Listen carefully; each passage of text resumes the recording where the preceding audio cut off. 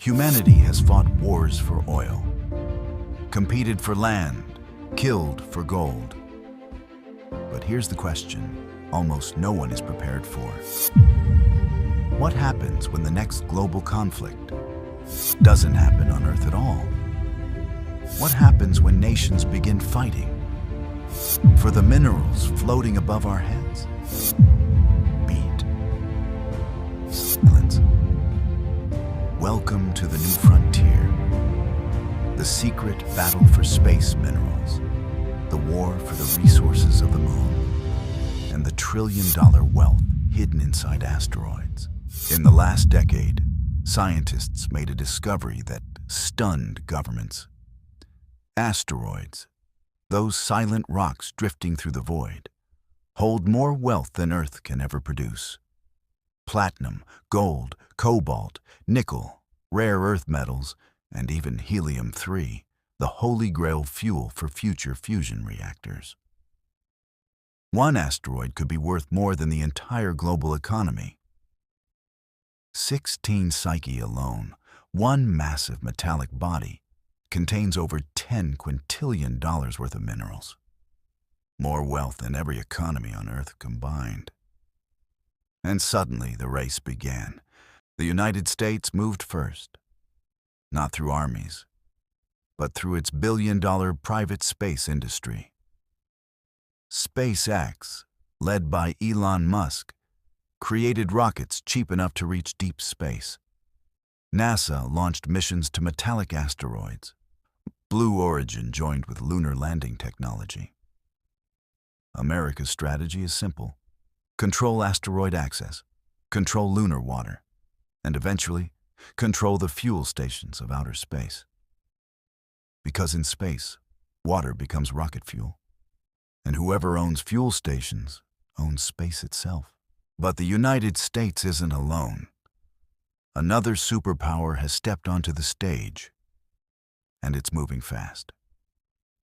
China has already landed on the far side of the moon. It plans a permanent lunar base by the 2030s.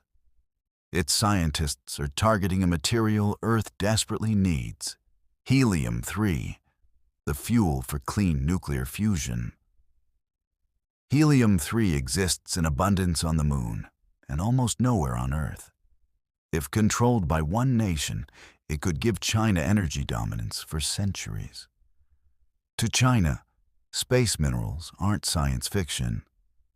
They are the key to becoming a resource-independent superpower. Russia sees space as a military frontier.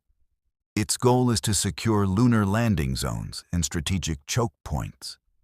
Mining is a long-term ambition. But military presence comes first.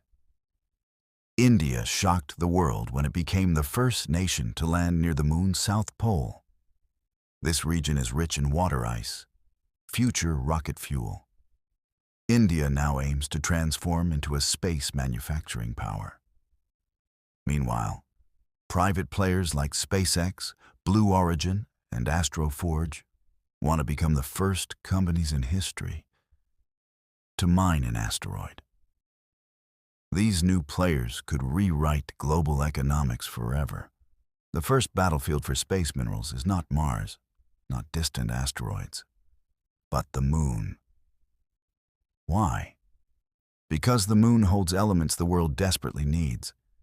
Helium-3, titanium, rare earth metals, and millions of tons of water ice. These resources can power rockets, cities, industries, and entire civilizations. And every major nation wants the same landing zones, especially the South Pole, where sunlight and ice meet. This is where the first real territorial conflict of space may begin. Space law is decades behind reality. The old Outer Space Treaty says, no nation can own the moon or asteroids. But it says nothing about owning what you mine. And that loophole has opened the door to a silent legal war. The U.S. allows companies to own their extracted minerals. Luxembourg built laws to attract space mining startups. China rejects Western rules entirely. Russia demands military zones. The world is heading toward a legal disaster, where everyone claims rights and no one agrees on boundaries. What happens if one asteroid is mined successfully? Metal prices on Earth collapse. Economies dependent on mining face a crisis. Entire industries die overnight. But at the same time, space becomes the economic engine of the future. $1 trillion space economy emerges. New materials flood markets. Clean fusion energy becomes possible. Humanity begins building, not just on Earth, but across the solar system. So now we are left with one final question. When the battle for space minerals truly begins, when nations and companies fight for resources worth more than the entire Earth itself, who will control the new wealth of the solar system?